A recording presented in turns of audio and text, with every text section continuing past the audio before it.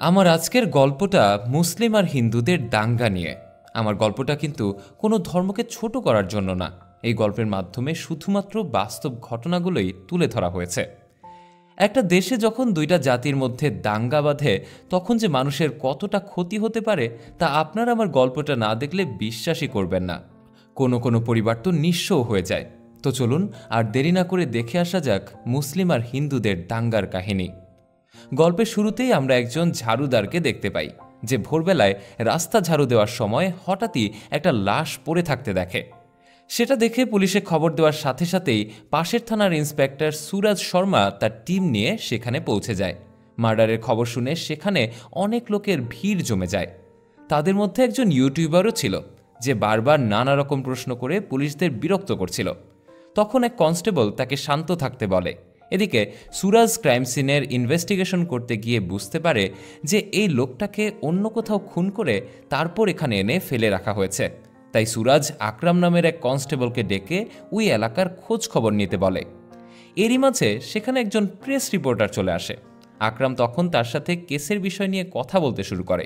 এমন সময় মানুষের ভিড়ের মধ্যে একটা ছেলেকে দেখে সুরাজের বেশ সন্দেহ হয়, কিন্তু সে কিছুই বলে না। এদিকে সেই প্রেস রিপোর্টার এসে খবরটা পেপারে ছাপানোর কাজ শুরু করে দেয়। তখন তার এক কর্মচারী এসে তাকে ওই নিউজটা সোশ্যাল মিডিয়ায় পোস্ট করার জন্য অনুরোধ করতে থাকে, কিন্তু লোকটা তাতে রাজি হয় না, কারণ সোশ্যাল মিডিয়ার উপর তার খুব একটা বিশ্বাস নেই। সেখানে অনেক মিথ্যে খবরও ছাপানো হয়। পরদিন থানায় যাওয়ার সাথে সাথেই সুরাজ আগেই তার টিমের কাছে ওই কেসের আপডেট জিজ্ঞেস করে। তখন কনস্টেবলরা জানায় যে তারা ওই এলাকার অনেকের কাছেই জিজ্ঞাসাবাদ করেছে, কিন্তু কেউই তাদের মুখ খুলতে রাজি নয়।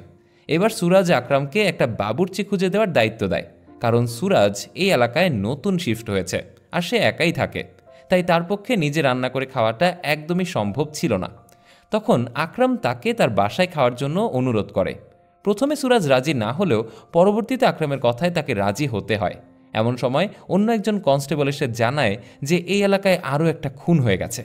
তখন সবাই দ্রুত এই খুনের ইনভেস্টিগেশনের জন্য রওনা হয়, কিন্তু সেখানে গিয়েই তারা জানতে পারে সেই লোকটা এখনও বেঁচে আছে। তাই সুরাজ দ্রুত অ্যাম্বুলেন্স আনিয়ে তাকে হসপিটালে পাঠিয়ে দেয়। অদ্ভুত ব্যাপার হলো, সুরাজ সেখানেও সেই ছেলেটাকেই দেখতে পায়, যাকে দেখে তার আগেরবার সন্দেহ হয়েছিল, কিন্তু এবারও সে কোনো রকম রিয়্যাক্ট করে না। এরপর সুরাজ ডক্টরের কাছে জানতে চায় যে ওই লোকটার জ্ঞান কখন ফিরবে। ডক্টর তাকে জানায় মাথায় বড় আঘাত পাওয়ার কারণে সে অজ্ঞান হয়ে গিয়েছে, তাই কখন যে জ্ঞান ফিরবে সেটা বলা যাচ্ছে না। এই কথা শুনে সুরাজ সেখান থেকে বের হয়ে সোজা সেখানে যায় যেখানে কালকে লাশটা পাওয়া গিয়েছিল। সেখানে গেলে আকরাম সুরাজকে জানায় কাল থেকে এই ঘর বন্ধ পড়ে আছে, এখানে কেউই আসেনি, তাছাড়া এদের দোকানটাও বন্ধ। এরপর সুরাজ দুইজন সিপাহীকে সঙ্গে করে আশেপাশে খোঁজ নিতে বের হয়ে যায়। তারা প্রথমে একটা ঘরের দরজায় ঘা দিলে সেখান থেকে একজন মহিলা বের হয়ে আসে। তার কাছে তারা জিজ্ঞেস করে, আপনার এই প্রতিবেশী কতদিন ধরে ঘরে আসে না? কিন্তু সে এই সম্পর্কে কিছুই বলতে পারে না। এরপর তারা আরও একজন প্রতিবেশীর গেটে গিয়ে ধাক্কা দিলে সেখান থেকে মাঝ বয়সে একজন লোক বের হয়ে আসে। পুলিশ তখন তার কাছে জিজ্ঞেস করে, আপনার প্রতিবেশী 2 দিন ধরে কোথায় গেছে, আপনি কি বলতে পারেন? তখন লোকটা একটু রাগান্বিত স্বরেই বলে ওঠে, না, আমি কিছুই জানি না কথা।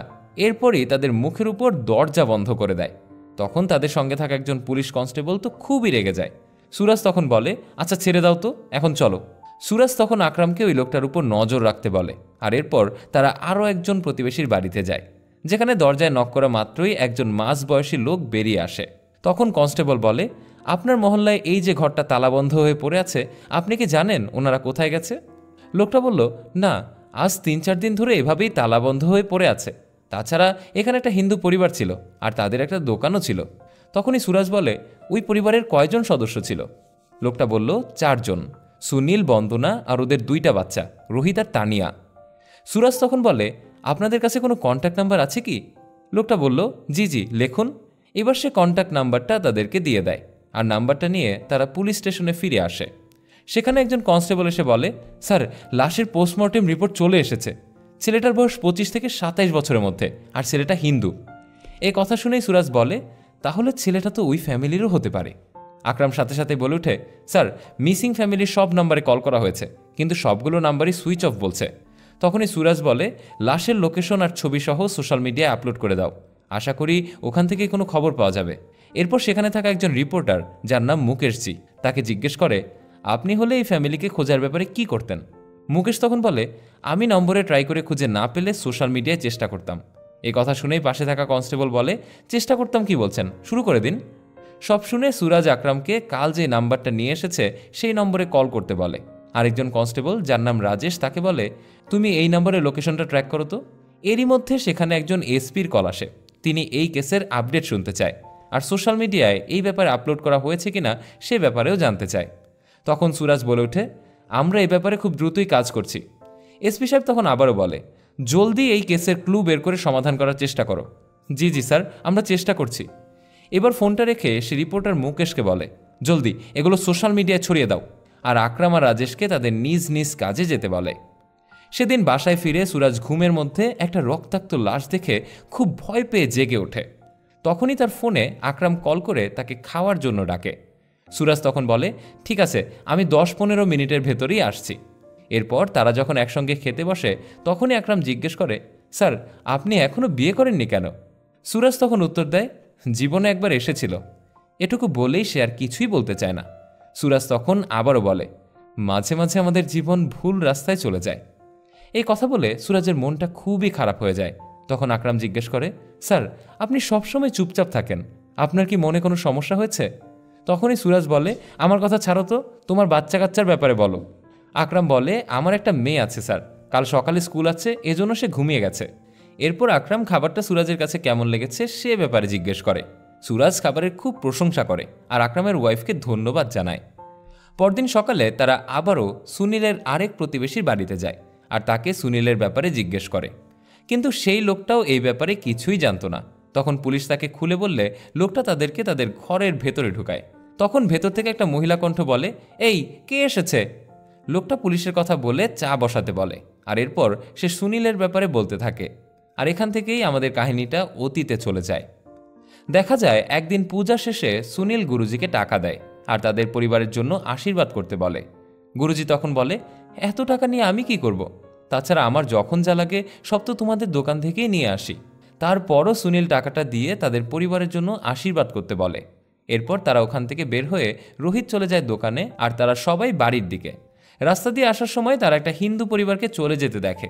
সুনীলের ওয়াইফ তখন বলে ওঠে, শর্মাজির পরিবারও এখান থেকে চলে যাচ্ছে। তারা তখন খুব মন খারাপ করে বাড়ি ফিরে আসে। বাড়ি ফিরে তাদের মেয়ে তানিয়া বলে ওঠে, চলো বাবা, আমরাও এখান থেকে চলে যাই। আমার সব বন্ধুরা এখান থেকে চলে যাচ্ছে, ঘর থেকে বের হলেই আমার কেমন জানি ভয় লাগে।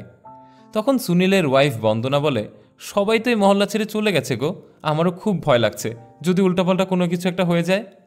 এই কথা শুনেই সুনীল বলে, দোকান ঘর জমি জমা এসব কিছু রেখে কিভাবে এত তাড়াতাড়ি চলে যাব? কিন্তু এরা এখানে কিসের ভয় পাচ্ছিল তা দেখতে থাকুন, আস্তে আস্তে সবই জানতে পারবেন। সুনীল বন্দনাকে বলে, আরে একজনের সঙ্গে খারাপ হয়েছে বলে সবার সঙ্গে যে এমনটা হবে তার কোনো কথা নেই। এই কথা বলেই তাকে সান্ত্বনা দিয়ে বেরিয়ে যায়। এদিকে রোহিত যখন দোকানে ছিল তখন তার দোকানের সামনে দিয়ে একজন মুসলিম ক্যান্ডিডেটের মিছিল যায়। এই লোকটার নাম ছিল বদরুদ্দিন। তখন লোকটা রোহিতের দিকে এমনভাবে তাকিয়ে থাকে যেন তাকে দেখলে মনে হয় রোহিতের সাথে তার অনেক দিনের শত্রুতা। মিছিলটা তখন সেখান থেকে চলে গেলে রোহিত গুনগুন করে গান গাইতে থাকে। তখনই সেখানে নূর নামে একজন সুন্দরী মেয়ে তার দোকানে এসে চা পাতি খোঁজে। চা পাতা নিয়ে যখন নূর চলে যাচ্ছিল তখনই একটা গলির মধ্যে রোহিত তাকে পেছন থেকে ডাক দেয়। আসলেই নূর ছিল রোহিতের খুব ভালো বন্ধু। তারা দুজন যখন গল্প করছিল তখনই সেখানে গুরুজি চলে আসে আর রোহিতকে সেখানে দেখেই বলে, এই তুমি এখানে কি করছো? গুরুজি তখন নূরকে সেখান থেকে চলে যেতে বলে। নূর তখন সেখান থেকে চলে গেলে গুরুজি রোহিতকে বলে, আরে তুমি তো নূরের বাবার ভাইকে চেনো, তারা যদি তোমাদেরকে একসঙ্গে দেখে ফেলে তাহলে তোমাকে মেরেই ফেলবে। এই কথা বলে সে রোহিতকে সেখান থেকে চলে যেতে বলে। এরপর রোহিত যখন সেই গলি থেকে বাইরে বের হয়ে আসে তখন সে নূরের সাথে আরেকটা ছেলেকে দেখতে পায়। এই ছেলেটার নাম ছিল অসীম। অসীম আবার নূরকে পছন্দ করত, তাই সে বুঝতে পারে নূর আর রোহিত এতক্ষণ একসঙ্গেই ছিল। এজন্য এ সম্পর্কে তাদের কাছে জিজ্ঞেস করলে তারা অস্বীকার করে। এরপরও সে রোহিতকে বলে, শোন রোহিত, আমি আর কোনোদিনও যেন নূরের আশেপাশে তোকে না দেখি। এভাবেই রোহিতকে হুমকি দিয়ে সে সেখান থেকে চলে যায়। আর এই সম্পূর্ণ ব্যাপারটা গুরুজি পেছনে দাঁড়িয়ে থেকেই দেখছিল। এদিকে সুনীল তার জমিগুলো দেখতে এসেছিল। তখন সেই জমিতে কাজ করা লোকটার কাছে সে জিজ্ঞেস করে সবকিছু ঠিক আছে কিনা। লোকটা তাকে বলে সবকিছু ঠিক আছে। কথায় কথায় সুনীল তার কাছে জিজ্ঞেস করে, এই ইলেকশনে কে জিতবে বলো তো? লোকটা তখন বদরুদ্দিনের কথা বলে। সুনীল বলে, না না, ওরই জিতবে। এই কথা বলে তাকে কাজ ঠিকঠাক মতো করতে বলে সেখান থেকে চলে যায়। আর এরপর দেখা যায় বদরুদ্দিন নামের সেই লোকটাই জিতে গেছে। আর এখান থেকে শুরু হয় মুসলিম আর হিন্দুদের দাঙ্গা। কিন্তু সে বদরুদ্দিনের জয়ের মিছিল যখন সুনীলের ঘরের সামনে দিয়ে যাচ্ছিল, তখনই সুনীলের পরিবার খুব ভয় পায়। হঠাৎ করে এই মিছিলের মধ্য থেকে সুনীলের বাড়ির উপর ইট পাটকেল মারতে থাকে। আর এটা দেখে রোহিত তাদের সামনে যেতে চায়, কিন্তু সুনীল তার হাত ধরে বলে, আরে তুমি কি গুন্ডা নাকি যে এদের সঙ্গে মারামারি করতে যাবে? এই কথা বলেই তাকে সেখানে বসিয়ে রাখে। তখন রোহিত বলে, চলো আমরা এখান থেকে চলেই যাই। সুনীল আবারও বলে, আরে ধুর, আমরা এখান থেকে চলে গেলে কি সব সমস্যার সমাধান হয়ে যাবে? তানিয়া তখন বলে ওঠে, শোনো বাবা, এ লোকের কাছে এখন অনেক পাওয়ার, তাই সে এখন যা চায় তাই করতে পারে। তুমি তো দেখলে এখন কি করলো। তার বাবা তখন তার কোনো কথার উত্তর না দিয়ে খুব চিন্তা করতে থাকে। এরপর আমাদেরকে আবারও বর্তমান দেখানো হয়, যেখানে সেই লোকটা সুরজকে বলছে বদরুদ্দিন জেতার পর তারা হয়তো এখান থেকে চলে গেছে, কিন্তু তারা যে কোথায় গেছে আমি মোটেও জানি না। বদরুদ্দিনের চেলাবেলারা সবসময় তাদের উপর অত্যাচার করত।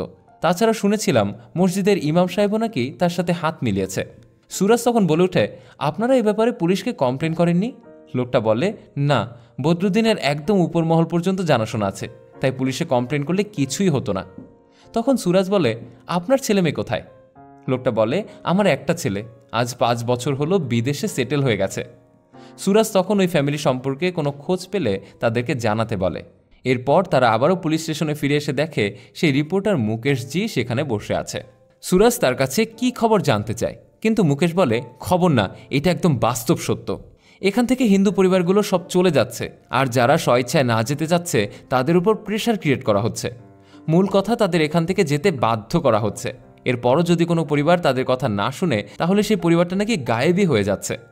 সবকিছু শুনে আকরাম বলে, আমার মনে হচ্ছে বদরুদ্দিন এই কাজ করেছে, আর তার ভয়ে সবাই এখান থেকে চলে যাচ্ছে। কিন্তু রিপোর্টার বলে, কিন্তু এর জন্য তো প্রমাণ বের করতে হবে। সুরাজ বলে, এই পরিবারের সবার ছবি দিয়ে কাগজে ছেপে দিন, এই থেকে হয়তো আমরা কোনো ইনফরমেশন পেতেও পারি। রিপোর্টার বলল, আচ্ছা ঠিক আছে। এরপর সুরাজ রাজেশের কাছ থেকে শুনে ফোনের লাস্ট লোকেশন কোথায় ছিল। রাজেশ বলে, বলতে পারছি না স্যার, কল রেকর্ড থেকেও তো কিছুই মিলছে না। তখনই সুরাজের কাছে হসপিটাল থেকে একটা ফোন আসে। ডক্টর জানায় গুরুজির জ্ঞান ফিরে এসেছে, আর সে আপনাকে কিছু বলতে চাচ্ছে। সুরাজ তখন ফোনটা রেখে রাজেশকে বলে, রোহিতের এক ফ্রেন্ড নূর, দেখো তো ওর কাছ থেকে কোনো ইনফরমেশন পাওয়া যায় কিনা। এরপর সুরাজ হসপিটালের উদ্দেশ্যে বেরিয়ে যায়। সেখানে গিয়ে গুরুজিকে বলে, গুরুজি, আমি সদর থানার ইনচার্জ, আপনি আমাকে কিছু বলার জন্য আমাকে খুঁজছিলেন? গুরুজি তখন রোহিতের কথা জিজ্ঞেস করে। পুলিশ অফিসার বলে, রোহিতের পুরো পরিবার গায়েব, আর আমরা একটা লাশ পেয়েছি। এ কথা শুনেই গুরুজি কাঁদতে থাকে আর বলে, জানি না ওদের সঙ্গে কি হয়েছে, আমার মনে হয়েছিল রোহিতের উপর হামলা হতে পারে। অফিসার তখন বলে, বদরুদ্দিন কি এদের পরিবারকে কিছু করেছে? কিন্তু গুরুজি বলে, আমি জানি না ওদের পরিবারের উপর কি হয়েছে। এ কথা বলে সে অঝরে কাঁদতে থাকে। এবার আমাদেরকে বদরুদ্দিনকে দেখানো হয়। সেখানে অনেকগুলো মানুষ মাথা নিচু করে দাঁড়িয়েছিল, আর এই যে লোকটাকে দেখছেন, ইনি হলেন সেই ইমাম সাহেব। সে বলছিল, হিন্দুরা ঠিকমতো তাদের কমিশন দেয় না, তারা দোকান চালাচ্ছে, ব্যবসা প্রতিষ্ঠান চালাচ্ছে, তারপরও ঠিকমতো কমিশন দিচ্ছে না। আর তোমার এই লোকগুলো কি করছে বসে বসে? আজ থেকে যদি তারা ঠিকমতো কমিশন না দেয়, তাহলে তাদের দোকানপাট বন্ধ করে দিতে হবে। তখন বদরুদ্দিন বলে, আমার কাছে কমিশন কিন্তু একদমই কম আসে, আর আমার এই জমিদারিতে তোমরা ঠিকমতো কাজও করছো না। এখন থেকে তোমরা সবাই একজোট হয়ে কাজ করবে, আর ঠিকমতো সবার কাছ থেকে কমিশন আদায় করা চাই। এদিকে রোহিতের দোকান চলছিল। দোকানে কখনো তার বাবা বসে, আবার কখনো বা সে বসে, কিন্তু তাদের মনের ভেতর সবসময় একটা ভয় কাজ করেই যাচ্ছে। একদিন গুরুজি যখন পূজা করছিল, তখন মন্দিরে ঘণ্টা বাজালে সেখানে বদরুদ্দিনের লোক চলে আসে আর তাকে ঘণ্টা বাজাতে নিষেধ করে। কিন্তু গুরুজি বলে, বাবা, আমি তো পুজো করছি। তখনই একটা লোক বলে উঠে, এইভাবে ঘণ্টা বাজাবেন না, আমাদের এই আওয়াজটা পছন্দ না। এরপর গুরুজি কিছু বলতে গেলে তাকে সাথে সাথেই থামিয়ে দেয়। এদিকে রোহিত দ্রুত বাড়ি ফিরে আসলে তার মা তাকে দেখে এত দ্রুত বাড়ি ফিরে আসার কারণ জিজ্ঞেস করে। রোহিত তখন বলে, আজ আমার মনটা ভালো নেই মা। তখনই তার বাবা কোথায় আছে সে সম্পর্কে জিজ্ঞেস করে। রোহিত বলে, কোথায় আবার, দোকানে আছে। এরপর রোহিত বলে, চলো তো মা, আমরা এখান থেকে চলেই যাই। বন্দনাও তখন বলে ওঠে, ঠিক আছে, তোর বাবা আসুক, আমি কথা বলে দেখি। রোহিত বলে, তুমি বাবাকে বোঝাও না, এই জায়গাটা আসলে আমাদের জন্যই না। এদিকে তানিয়া যখন বাড়ি ফিরছিল, তখন বাইকে 2 জন মুসলমান ছেলে এসে তাকে বিভিন্ন কথা বলে উত্ত্যক্ত করতে থাকে। তানিয়া কাঁদতে কাঁদতে বাসায় ফিরে আসে। এই সম্পর্কে রোহিত তাকে জিজ্ঞেস করলে সে সব কথা রোহিতকে বলে। সবকিছু শুনে রোহিত বলে, তাদেরকে তুমি চেনো কিনা? কিন্তু তানিয়া বলে, না, তারা এই মহল্লারই না। তখন রোহিত তানিয়াকে পুলিশ স্টেশনে নিয়ে যেতে চায়, কিন্তু সাথে সাথেই তার মা তাদেরকে বাধা দেয়। তাদেরকে বলে, আগে তোমার বাবা আসুক, তারপরে যেও। রোহিত তখন বলে উঠে, বাবাকে বলে আসলে কোনোই লাভ নেই, আমাদের সময় এখন দিন দিন খারাপের দিকে যাচ্ছে, আর কিসের জন্য আমরা এখানে অপেক্ষা করছি বলো তো। তানিয়া তখন কাঁদতে থাকে আর বলতে থাকে, চলো মা, আমরা এখান থেকে চলেই যাই। বন্দনা বলে, ঠিক আছে, তোর বাবা আজকে আসুক, আমি তার সঙ্গে কথা বলে দেখি। সেদিন রাতে সুনীল খুব মন খারাপ করে বাড়িতে ফিরে আসে। বাড়িতে ফিরে দেখে সবারই মন খারাপ, কেউ তার সঙ্গে কোনো কথা বলছে না। রোহিত আর তানিয়ার মন খারাপ দেখে সুনীল তাদের কাছে গিয়ে তাদের মন খারাপ সম্পর্কে জানতে চায়। রোহিত আর তানিয়া তখন তার কাছে এসে বলে, চলো বাবা, আমরা এখান থেকে চলে যাই, আমরা এভাবে এখানে আর থাকতে পারছি না। তখন সুনীল বলল, হ্যাঁ, আমিও এখান থেকে চলে যেতে চাই, কিন্তু তাতেও তো কোনো লাভ নেই, আমাদের সব কিছু যে চলে গেছে। এই কথা বলে সুনীল বাচ্চাদের মতো হাউমাউ করে কাঁদতে থাকে। তখন তারা একে অপরকে জড়িয়ে ধরে কাঁদতে লাগে। আসলে এরকম পরিস্থিতির মুখোমুখি কেউ না হলে কখনোই তাদের মানসিক অবস্থাটা বুঝতেই পারবে না। এরপর আমাদেরকে আবারও পুলিশ স্টেশন দেখানো হয়। সেখানে নূরকে জিজ্ঞাসাবাদ করা হচ্ছে, কিন্তু নূর কিছুতেই কোনো কথা স্বীকার করছিল না। তখন কনস্টেবল তাকে বিভিন্নভাবে ভয় দেখায়। নূর তখন বলে, স্যার, 2-3 দিনের মধ্যে আমার বিয়ে, তাছাড়া অসীম তো শুধু রোহিতকে হুমকি দিয়েছিল। এই কথা শুনে কনস্টেবল বলে, শুধু কি হুমকি দিয়েছিল? নূর বলে, স্যার, আপনি অসীমের কিছু করবেন না তো? এই কথা শুনে কনস্টেবল বলে, কিছু করব না, তুমি আগে সত্যটা বলো। এরপর আমাদের আবারও অতীতে নিয়ে যাওয়া হয়। সেখানে দেখা যায় নূর আর রোহিত একসঙ্গে হাঁটছে। রোহিত তখন তাকে জিজ্ঞেস করে, কি হয়েছে নূর? নূর বলে, কিছুই না। এরপর তারা একটা ব্রিজের উপরে গিয়ে বসে। রোহিত আবারও তাকে জিজ্ঞেস করলে নূর বলে, আমার বাবা আমার বিয়ে ঠিক করেছে। মানে, কার সঙ্গে বিয়ে? নূর বলে, অসীমের সঙ্গে। এই কথা শুনে রোহিতের মন আরও খারাপ হয়ে যায় আর তার কাছে জিজ্ঞেস করে যে সে এই বিয়েতে রাজি আছে কিনা। কিন্তু সে সম্পর্কে নূর কিছু না বলে রোহিতের মন খারাপ কেন সে ব্যাপারে জিজ্ঞেস করে, কিন্তু রোহিতও কিছুই বলতে চায় না। এরপর নূর সেখান থেকে চলে যেতে চাইলে রোহিত তাকে ডাকে আর একটু পাশে বসতে। এদিকে অসীম দূর থেকে রোহিত আর নূরকে দেখে ফেলে, তাই সে দ্রুতই সেখানে এসে নূরের উপর বকাঝকা করতে থাকে। এরপরও অসীম যখন তার হাত ধরে নিয়ে যাচ্ছিল তখন রোহিত পেছন থেকে অসীমকে ডাকে। অসীম তখন রেগে গিয়ে তাকে বলে, নূরের আশেপাশে তোকে ঘুরতে নিষেধ করেছিলাম। এরপর অসীম তার কাছ থেকে একটা ছোরা বের করে রোহিতের উপর আক্রমণ করতে যায়। নূর তখন তাকে থামিয়ে নিয়ে যায় আর রোহিতকে বাড়ি চলে যেতে বলে। এরপর কাহিনী আবারও বর্তমানে নিয়ে আসা হয়।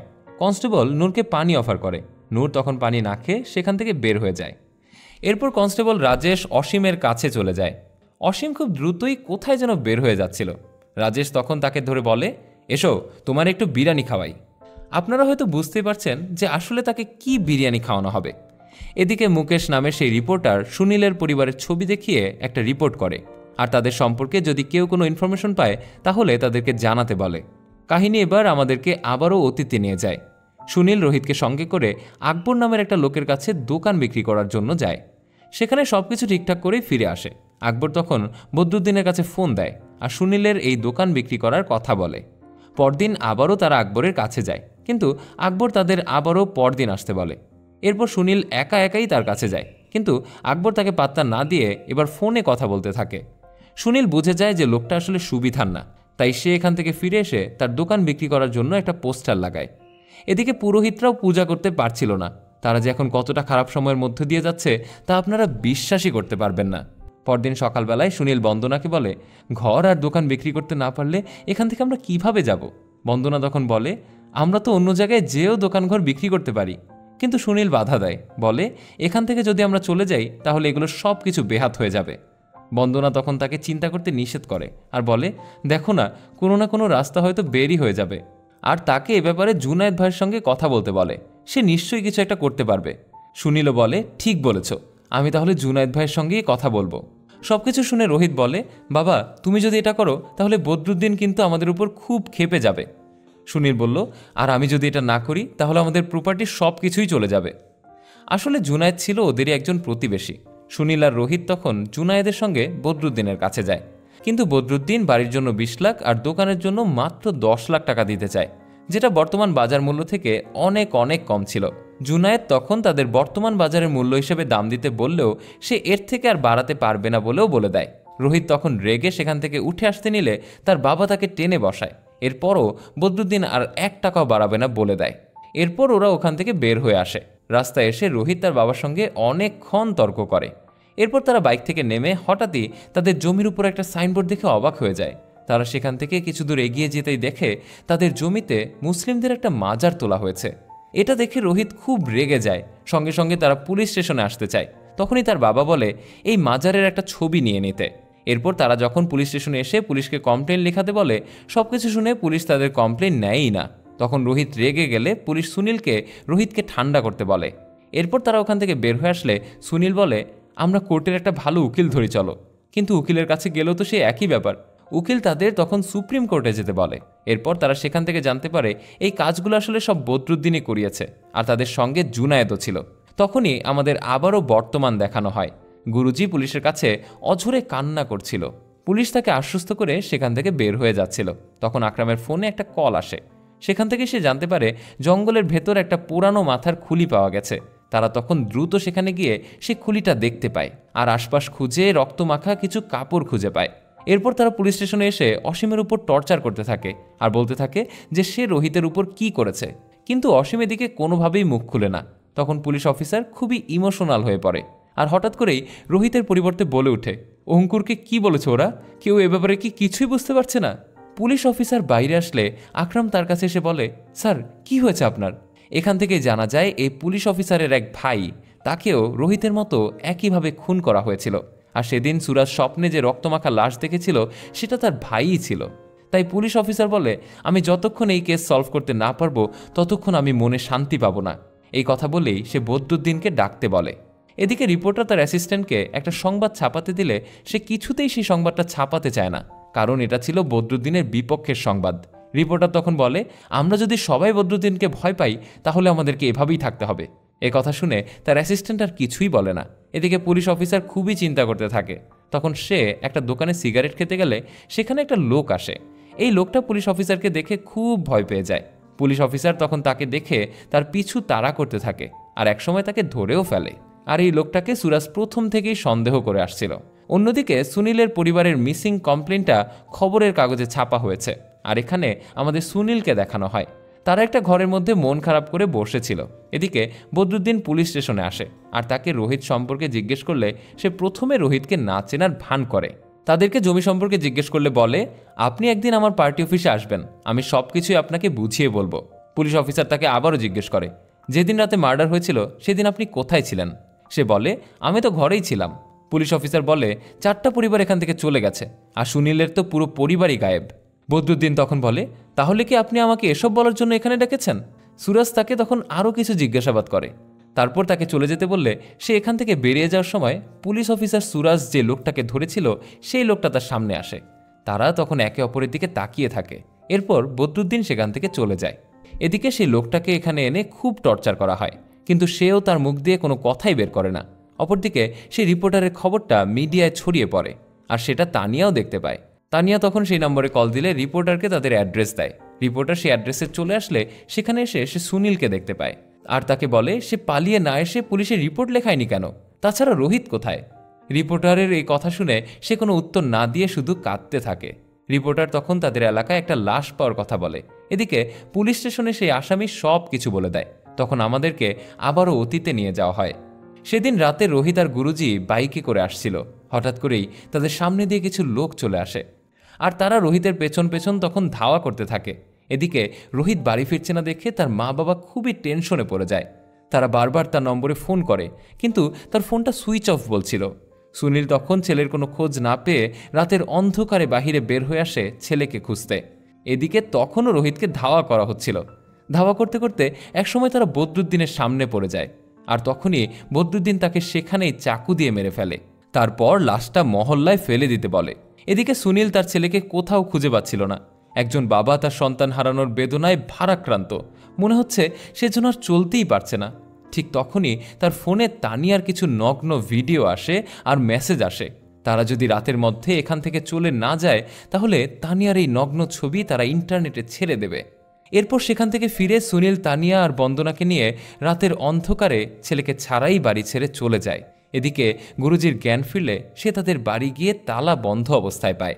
এরপর সে মন্দিরে এসে সেখানে অজ্ঞান হয়ে যায়, আর পুলিশ এই অজ্ঞান অবস্থাতেই তাকে পেয়েছিল। এদিকে সেই রিপোর্টের উপর ভিত্তি করে বদরুদ্দিনকে গ্রেফতার করা হয়। তাকে যখন গ্রেফতার করে নিয়ে যাচ্ছিল তখন চারপাশ দিয়ে তার উপর মানুষ ইটপাটকেল মারছিল। থানায় এসে বদরুদ্দিন সুনীলকে বসে থাকতে দেখে। এদিকে পুলিশ অফিসার সুনীলের কাছে জিজ্ঞেস করে সে বদরুদ্দিনকে চেনে কিনা, কিন্তু সুনীল এখানেও তাকে চিনতে অস্বীকার করে আর তাকে এ ব্যাপারে জড়াতে নিষেধ করে। বদরুদ্দিনকে থানায় বন্দি করে রাখা হলে সে জেলের ভেতর বসেও পুলিশকে বিভিন্ন কথা বলতে থাকে আর হাসতে থাকে। তখন সুরাজ রেগে গিয়ে তার জেলের ভেতরে ঢুকে বদরুদ্দিনকে থাপ্পড় মারে। এদিকে রোহিতের বডিকে চিতায় তোলা হয়। সব তথ্য প্রমাণে বদরুদ্দিনের জেল হয়ে যায়। কিন্তু রোহিত কি আর কোনোদিন ফিরে আসবে? আজ শুধু একজন বাবা জানে তার ভেতরে কি হয়ে যাচ্ছে। এদিকে রিপোর্টার সুনীলের কাছ থেকে রোহিতের কাহিনীটা সবার সামনে তুলে ধরে। রিপোর্টার তখন সুনীলকে বলে, জানি আপনাদের এখন অনেক কষ্ট, তারপরও আপনি কি আপনার জীবনের উপর ভিত্তি করে এই সমাজকে কোনো কথা বলতে চান? সুনীল তখন বলে, আমার বলার কিছুই নেই। বদরুদ্দিনের মতো একজন জানোয়ার আমার সব কিছু শেষ করে দিয়েছে। এই সমাজ এমন যে কেউ যদি ধ্বংস হয়ে যেতে থাকে তাহলে পাশের লোক তার তামাশা দেখে। আমি জানি না আমরা কবে এই অসুস্থ সমাজ থেকে বের হয়ে যেতে পারবো। একজন মানুষকে যখন আরেকজন মানুষ মারে তখন তার মধ্যে সামান্য বিবেকটুকু তো থাকা উচিত। আমরা তো সবাই একই, আমাদের সৃষ্টিকর্তাও একজন। তাহলে আমাদের ভেতর এই হিন্দু মুসলিম বিভেদ কেন থাকবে? কারো আল্লাহ আলাদা, কারো ভগবান আলাদা, কারো যিশু আলাদা। এসব সমাজে কি চলছে? এসব কি তামাশা নাকি? একসময় পুরনো জামানায় মানুষের ভালোর জন্য কিছু নিয়ম কানুন ছিল, কিন্তু সে সময় যে মানুষগুলো ছিল তারা কি জঙ্গলি ছিল? তারা কি বুঝতো না? আগের জামানায় যে নিয়মকানুনগুলো ছিল সেগুলোকে তো আমাদের সম্মান করা উচিত। আর শোনো, একটা মানুষের ভুল হতেই পারে, কিন্তু সেটা নিয়ে যে বড় কিছু একটা করতে হবে তার তো কোনো মানে নেই। সমাজে প্রভাবশালী লোকেরা শুধু বলে, মানুষকে মারো, ওদেরকে বের করে দাও। এ যেন কোন জামানায় এসে পড়লাম আমরা? আমি বুঝি না এরা কোন নিয়মের ভিত্তিতে এই কাজগুলো করে। আমার তরতাজা ছেলে রোহিত আজ এই সমাজের জন্যই চলে গেছে। তাকে মেরে ফেলা হয়েছে। যেই ঘরে আমরা বড় হয়েছি, আমাদের বাপদাদার ভিটে, সেখান থেকে আমাদের চলে যেতে হচ্ছে। আমার দোকানে বিভিন্ন রকমের লোক আসতো, কিন্তু এখন তারা আমার সঙ্গেও ভালো ব্যবহার করে না। দাঙ্গা হাঙ্গামা আর এই প্রভাবশালী লোকেদের জন্যই তাদের সঙ্গে আমার এই দূরত্ব তৈরি হয়েছে। মানুষকে মেরে ফেলা, তাড়িয়ে দেয়া, এই সবগুলোই মানুষের ভুল ধারণা। এগুলো কখনোই ঠিক না। আর এগুলো থেকে আপনাদের বের হতে হবে। আপনারা বেরিয়ে আসুন, আর না হলে একদিন আপনাদেরও আমার মতোই অবস্থা হবে। আমি তো শেষ হয়ে গেছি, আর আমার মতো এখনও অনেক লোক আছে যারা এভাবে নিঃস্ব হয়ে গেছে। আমি যেগুলো বলছি সে সবগুলোই ঠিক কথা, আর এরপর আমি আর কিছুই বলতে চাই না। এই কথাগুলো বলেই সুনীল অঝরে কাঁদতে থাকে। আমারও মনে হয় তার কথাগুলো শুনে হয়তো এতক্ষণে আপনার চোখেও পানি এসে গেছে। আসলে এটাই আমাদের সমাজ, আর এটাই বাস্তবতা। রিপোর্টার তখন বলে, বদরুদ্দিনের ভয় আমাদের সমাজ থেকে সুনীলদের মতো আরও কত মানুষ যে ঘর ছেড়ে চলে গেছে সেটা সম্পর্কে আমি আর কি বলবো, আপনারাই বলুন। আর এরকম একটা কষ্টের মধ্য দিয়ে আমার গল্পটা এখানেই শেষ হয়ে যায়। আমার আজকের গল্পটা আপনাদের কাছে কেমন লেগেছে তা অবশ্যই আমাকে কমেন্টে জানাতে ভুলবেন না। আর হ্যাঁ, বদরুদ্দিনের মতো কিছু খারাপ লোক কিন্তু আমাদের সমাজে সবসময় ঘুরে বেড়াচ্ছে। তাদের থেকে সবসময় সাবধানে থাকবেন। আরও একটা কথা বলে যাই, হিন্দু, মুসলিম কিংবা খ্রিস্টান সবসময় একসঙ্গে মিলেমিশেই থাকবেন। আসলে তো আমরা একে অপরের ভাই ভাই, তাই না? সবাই ভালো থাকবেন, আর আমাদের চ্যানেলটা সাবস্ক্রাইব করা না থাকলে সাবস্ক্রাইব করার অনুরোধ রইল। আজ এ পর্যন্তই। ফিরে আসবো আপনাদের মাঝে আবারও নতুন কোনো গল্প নিয়ে। সে পর্যন্ত সবাই ভালো থাকবেন।